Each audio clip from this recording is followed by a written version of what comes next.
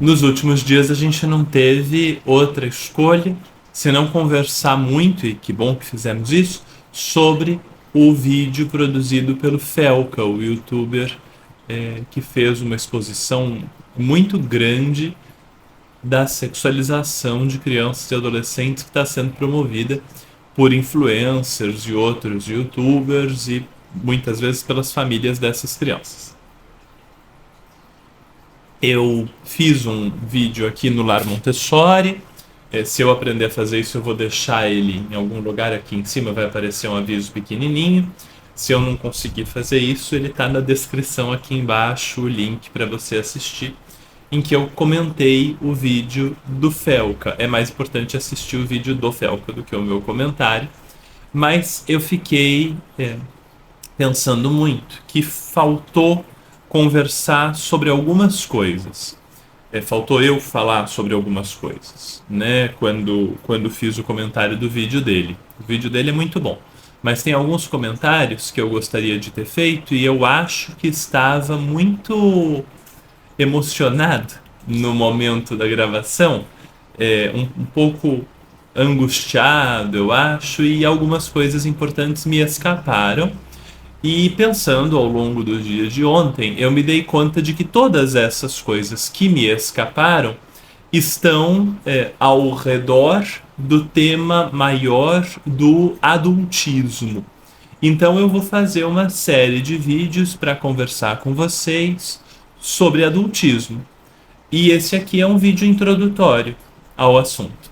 O adultismo é uma forma de preconceito, discriminação, exclusão e opressão, e às vezes exploração, da criança e do adolescente. A ideia central do adultismo é que o adulto é mais importante que a criança, o adulto é mais dono da verdade do que a criança, e o adulto está mais no centro e a criança mais afastada do centro. Como assim? Assim, quando a gente estuda mobilidade urbana, por exemplo, a gente percebe que os ônibus são feitos para um determinado grupo de pessoas. Os ônibus não são feitos para pessoas obesas, os ônibus não são feitos para pessoas cegas, eles não são feitos para pessoas com uma estatura muito abaixo da média ou muito acima da média, e eles não são feitos para pessoas com mobilidade reduzida. Isso para não falar de todos os outros grupos aí, que eles também não são feitos, né? Quando a gente pensa na documentação padrão brasileira até pouco tempo atrás, a gente tinha nome do pai e nome da mãe em quase todos os cadastros que a gente ia fazer para uma criança. Hoje a gente tem responsável 1, responsável 2, responsável 3, né? Então, quando a gente vai fazendo essas mudanças, nós vamos conduzindo, nós vamos aumentando o centro. É isso que nós vamos fazendo. Nós vamos pegando um centro que só dava conta de um pequeno grupo de pessoas e nós vamos aumentando esse centro para que ele dê conta de um número maior de pessoas. No entanto, a maior parte dos centros não dá conta das crianças. Então, se a gente pensar, por exemplo, uma escada, tem poucas pessoas que têm mais necessidade de corrimão do que uma criança, né? Porque a criança tem um centro de gravidade que dificulta subir e descer a escada, a criança tem um risco de queda maior por causa de uma motricidade menos desenvolvida, a criança é mais frágil, tem um monte de coisas que justificam que uma criança precise de um corrimão. E, no entanto, quando a gente vai a quase qualquer escada, o corrimão de quase qualquer escada é alto demais para ser usado por uma criança. E ela precisa ir quase que se pendurando assim no corrimão ou ir se pendurando na mão do seu adulto para descer ou subir a escada em segurança. Então, a gente sabe que o arquiteto, o engenheiro, a norma padrão da construção daquela escada tem uma ideia de ser humano.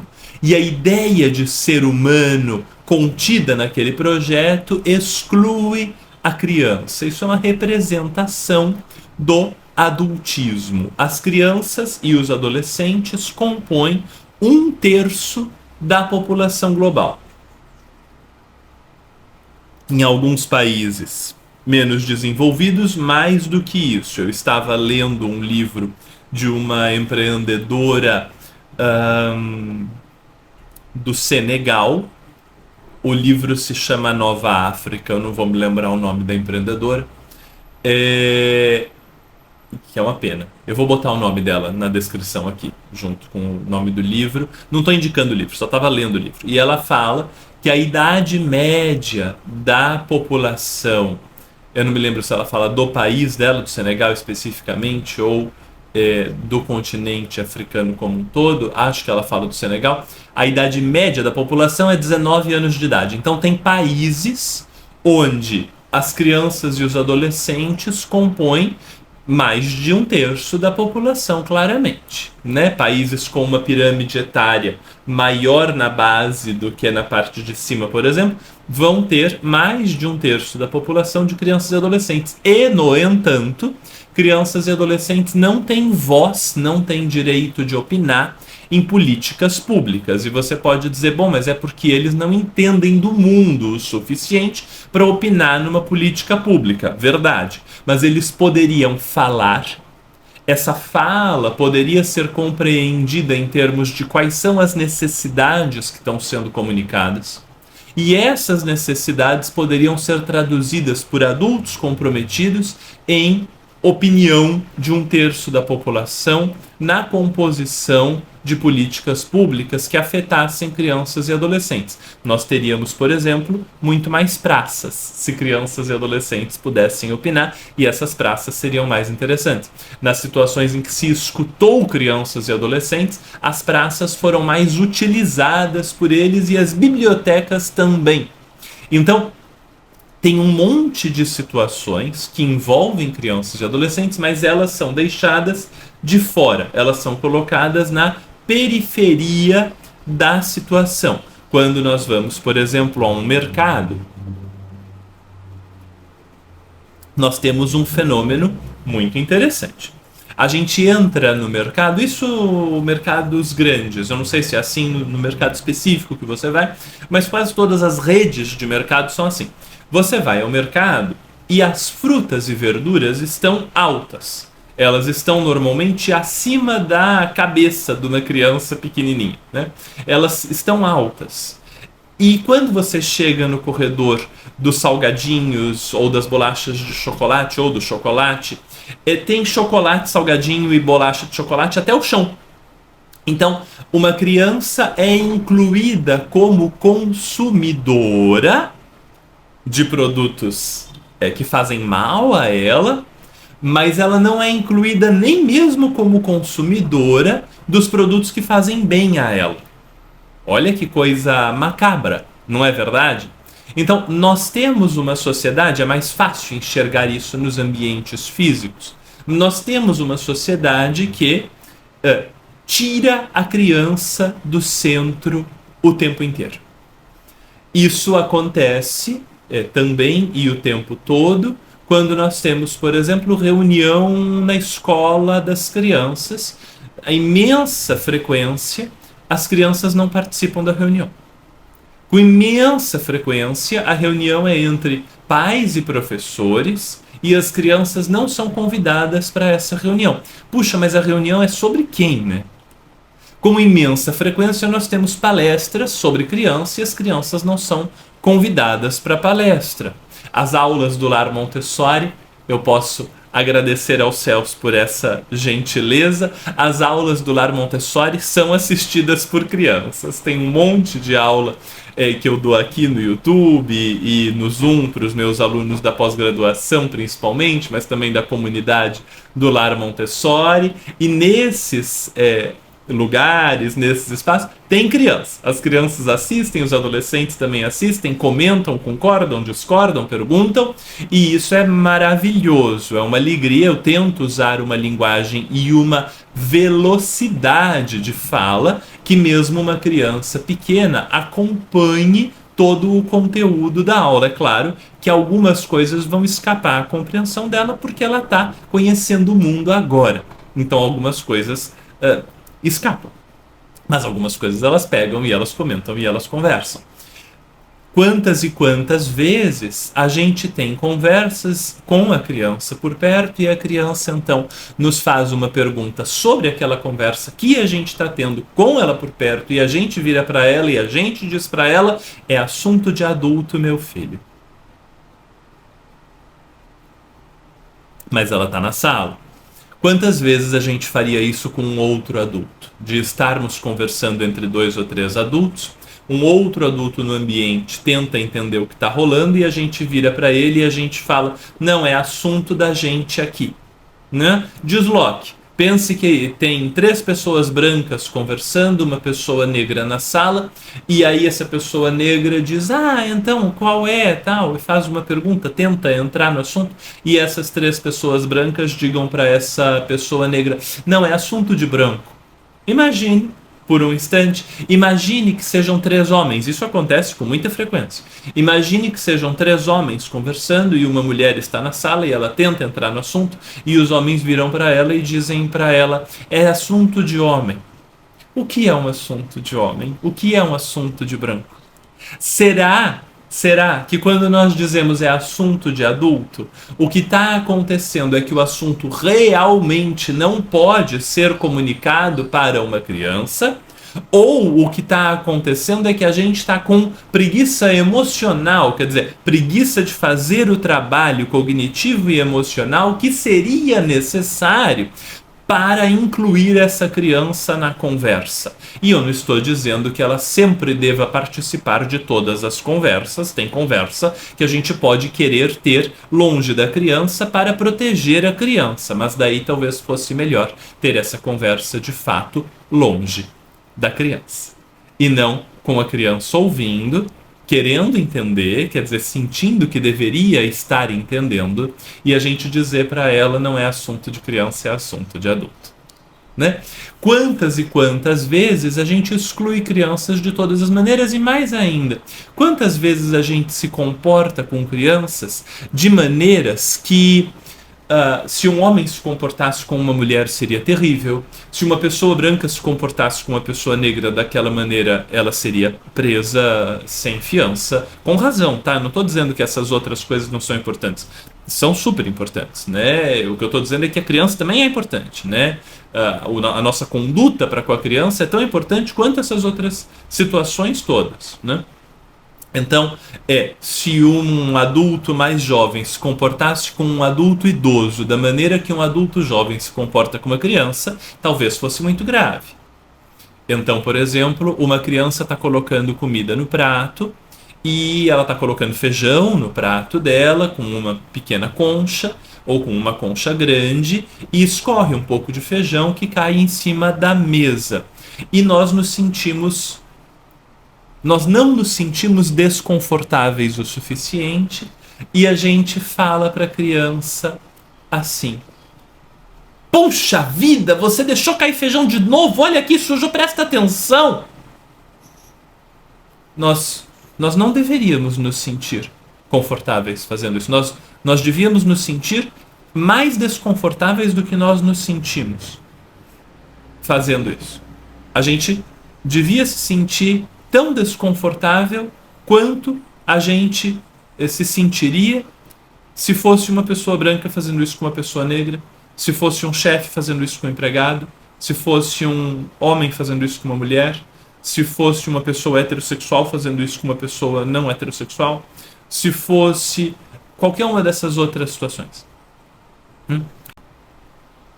Então, eu queria introduzir o tema do adultismo pra gente, porque a Montessori fez isso sem usar essa palavra. Ela usava o termo os preconceitos contra a criança.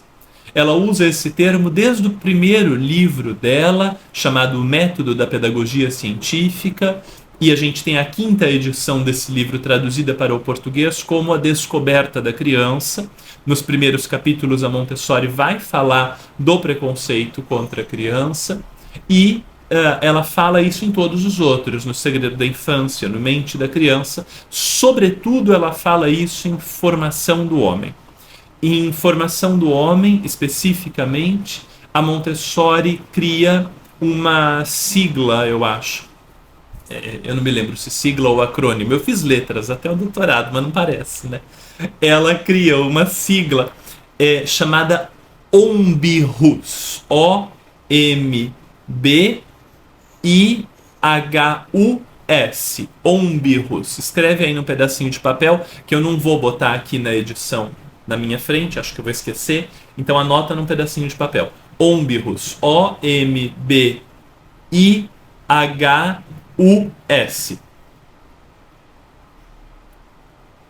E aí, o que ela escreve para nós e descreve para nós? O seguinte: um monte de adulto bate em criança. Ela não fala exatamente disso, ela dá outros exemplos, eu vou dar esse exemplo. Um monte de adulto bate em criança. 60% das crianças declaram que apanham rotineiramente. Eu vou repetir essa informação porque essa informação é importante. 60% das crianças declaram que apanham rotineiramente. É bastante. É bastante, porque tem um monte de criança que não declara. Então, provavelmente, o número está acima de 60%. E a gente se pergunta por que é que o mundo tá como tá, né, meu amor? O pessoal fala, eu apanhei, mas eu sobrevivi. Você sobreviveu, mas as pessoas que apanharam todas juntas estão criando a 6ª extinção em massa do planeta, né? Então, não tá fácil. Mas tudo bem. Muitas crianças apanham. E esses adultos que batem nessas crianças, não batem nessas crianças porque odeiam essas crianças, ou pelo menos eles não acham que odeiam. Esses adultos que batem nessas crianças, batem desejando do fundo do coração o bem dessas crianças. Talvez não no momento em que estão batendo, mas talvez até no momento em que estão batendo, desejem profundamente o bem dessas crianças e dizem frases absurdas do tipo: dói mais em mim do que em você. Que é mentira. Se você já apanhou na vida, você sabe que dói mais em quem está apanhando, né? Mas um monte de adulto fala: dói mais em mim do que em você. Um outro monte de adulto fala: eu estou batendo para o seu bem. E tem adulto que fica lá no limite da hipocrisia, que cita a Bíblia para dizer que tem que bater na criança porque em algum buraco do Antigo Testamento alguém traduziu errado uma droga de um cajado para dizer que tinha que bater em criança. Deixa eu respirar aqui e tomar um gole de café, porque senão a gente muda o tom do vídeo.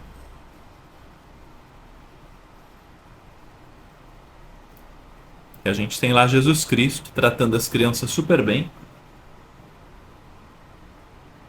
A gente teve algum paspalho que traduziu errado alguma coisa do Antigo Testamento para dizer para a gente bater em criança. A gente vai deixar isso de canto e a gente vai só continuar conversando. Tem um vídeo sobre bater em criança, eu vou deixar na descrição aqui. Ele não é uma acusação, ele é uma ajuda para você parar de bater em criança se você quiser. Você pode olhar aqui embaixo, tá bom? Eu sei que se você bate em criança é porque você apanhou quando era criança. Isso deixou traumas tão sérios que você não consegue fazer diferente. Eu entendo, não tá tudo bem, a gente precisa corrigir isso, mas eu não acho que você é uma pessoa horrível. Eu só preciso que você vá mesmo na descrição e assista o vídeo sobre como parar de bater em crianças, que eu vou deixar aqui embaixo, tá bom? Então, tem um monte de adulto que bate em criança. E esse monte de adulto que bate em criança não bate na criança querendo o mal da criança. Bate em criança querendo o bem da criança. Então, pegam aquele mal feito, pegam aquele mal, pegam aquela atitude danosa e reorganizam na própria cabeça aquela atitude como algo positivo. Maria Montessori dizia: organizam o mal como um bem. Então aí nós temos as primeiras 3 letras de OMBIHUS. É uma organização do mal como um bem. O O, o M e o B. Organização do mal como um bem, tá? Gabriel, a Organização Montessori do Brasil tem as mesmas letras. Eu sei, é uma coincidência infeliz. A gente só segue, tá bom? Me faz rir todas as vezes, é só uma coincidência infeliz. É uma organização do mal como um bem. E aí esses adultos conversam. Esses adultos que batem em criança, esses adultos que dão bronca demais em criança, esses adultos que mandam criança dormir sem jantar, esses adultos que deixam criança de castigo, esses adultos que humilham crianças em público, esses adultos se encontram numa festa infantil. Eles se encontram na reunião de pais, eles se encontram no batizado e no casamento e em outras situações, no Natal, no Dia das Mães, no Dia dos Pais, eles se encontram e eles então conversam. E quando eles conversam sobre criança. E nessa conversa sobre criança, eles trocam dicas. Às vezes é uma avó falando para uma mãe como é que cria a filha. Às vezes é uma tia dizendo para alguém como é que ela fez. Às vezes é um pai que tem vários filhos falando para um pai de primeira viagem como é que ele faz. Eles trocam dicas, eles trocam práticas, eles se confessam. Eu não aguentei, olha, porque ela realmente está numa fase muito difícil, às vezes eu bato mesmo, porque tanana. E o outro diz, não precisa, tem que bater, porque se a gente não bate também, como é que faz? Porque eles precisam aprender, sabe? Precisa virar gente de bem, senão depois vira um monte de parará. Então, né? Aí você se complete com o que você quiser, né? Esses adultos trocam dicas. E quando encontram um adulto que destoa, um adulto que não bate, um adulto que não sei o quê, diz, mas você vai ver quando você tiver mais um filho que não dá pra fazer assim sempre. Ou, mas você vai ver que vai ter um momento quando ele crescer um pouco que você vai se arrepender de educá-lo dessa maneira, porque A, B, C e D. Mas você vai ver que, olha, eu fiz assim com os meus 3 filhos, um tá aí, ótimo, é engenheiro tal, o outro é médico, e a gente falou dos 2 porque o terceiro tá encarcerado. Mas a gente segue a vida, né? E aí, essa prática do mal que foi organizado como um bem, então é a organização do mal como um bem, O, M, B, ela é imposta a outros humanos como uma sugestão. Ou um birrus. Enxergou? A organização do mal como um bem imposta à humanidade por sugestão. Então a gente vai passando de um para o outro as práticas de como é que a gente deve criar criança. E aos poucos vai se instituindo no mundo essa organização do mal como um bem que é imposta à humanidade por sugestão e que mantém a criança sempre aprisionada num ciclo de opressão que assegura, entre outras coisas, o privilégio do adulto. Porque todos os preconceitos são também uma forma de assegurar o privilégio de uma determinada classe social. Por que é que o branco precisa oprimir o negro? Principalmente para assegurar o seu privilégio branco. Por que é que o rico pisa no pobre? Principalmente para assegurar o seu lugar de rico. Por que é que o homem bate na mulher? Principalmente para assegurar a sua fragilíssima masculinidade. Então, a organização do mal como um bem é imposta à humanidade por sugestão, especialmente para que o adulto se sinta seguro como adulto. Sem oprimir a criança, o adulto não sabe quem ele é.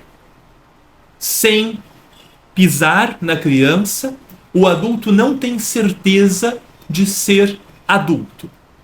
O adulto, sem autoritarismo, se sente desrespeitado, né?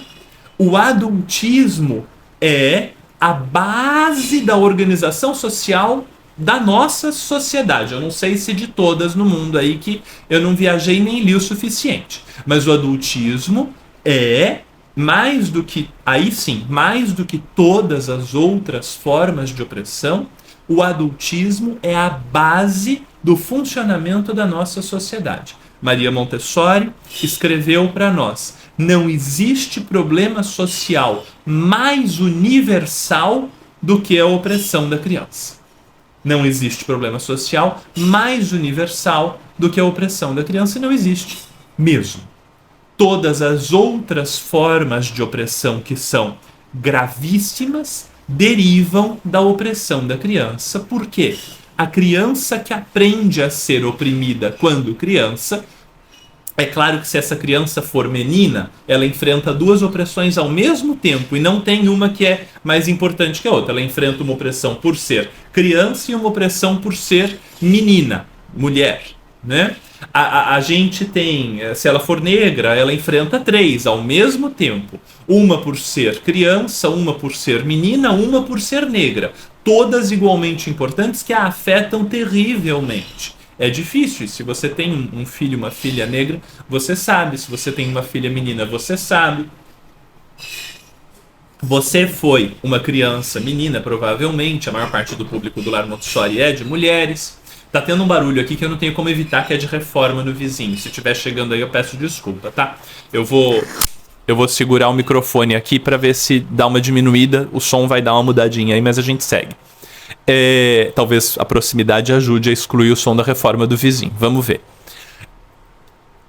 Essas opressões que são sofridas enquanto a criança é criança acostumam o cérebro da criança à opressão, porque 90% do cérebro humano se constrói até os 5, 6 anos de idade. 90%. Até os 5, 6 anos de idade. Um cérebro que é construído sob opressão ou opressões múltiplas ao mesmo tempo, uma fortalece a outra. Pense que uma multiplica a outra, não é que elas se somam, elas se multiplicam, né? Então, uma pessoa negra adulta sofre uma determinada opressão. Uma pessoa negra criança sofre aquela opressão por ser negra multiplicada pela opressão de ser criança, porque ela pode ser espezinhada 2 vezes, porque ela não tem como se defender por ser criança. Então, uma é multiplicada pela outra e aquele cérebro cresce acostumado à opressão.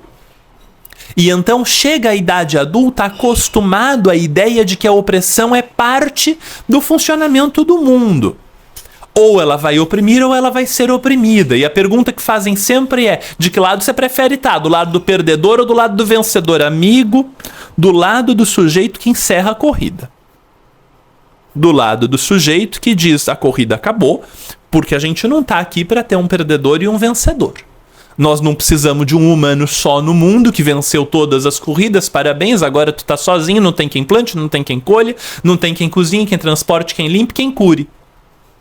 Que vitória estar sozinho no topo, que vitória lamentável estar sozinho no topo.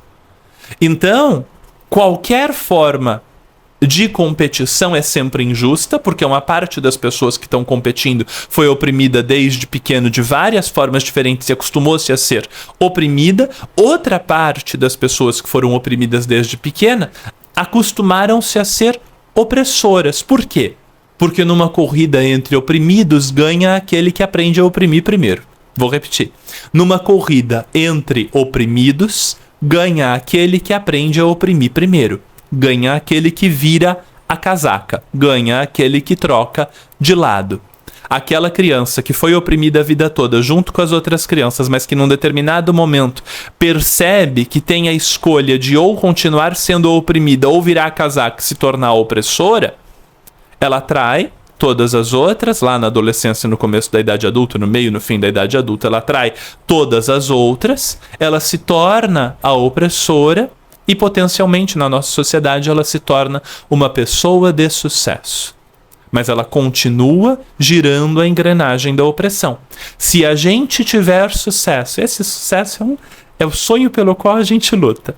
Se a gente tiver sucesso em excluir as formas de opressão da infância, o adultismo, centralmente, porque pega todas as crianças, o machismo, porque pega todas as meninas e outros grupos, o racismo, né, o capacitismo, etc. Tudo multiplica. Uma criança sofre opressão por ser criança. Se ela for autista, ela sofre opressão por ser criança por ser autista. Multiplicado, sempre, né? Se a gente conseguir acabar, libertar as crianças de todas essas opressões, centralizadas todas elas no adultismo, né? Se a gente acaba com tudo isso e a gente passa a ter um mundo de liberdade para se desenvolver e de respeito à pessoa humana, desde que essa pessoa é uma pessoa, porque ela sempre é uma pessoa, a gente vai ter cérebros que se formam sem internalizar a lógica, o mecanismo da opressão. E quando esses cérebros chegam à idade adulta, eles olham para competição, para exclusão, para exploração e para a própria opressão e dizem, nossa, que esquisito, né? Como tudo isso é estranho, como tudo isso é desagradável, como tudo isso não devia existir. Puxa! E não que chegam à idade adulta e dizem, o mundo é assim. O mundo é assim, a gente mata um leão por dia, então o leão come a gente. Tá bom? A gente vai continuar conversando sobre isso, porque o adultismo é multifacetado. Isso foi uma gigantesca introdução, eu acho. Eu não sei com que tempo tá o vídeo, mas a gente vai continuar conversando sobre esse assunto nos próximos. É importante. Tá bom? Beijo pra você. Tchau. Até a próxima.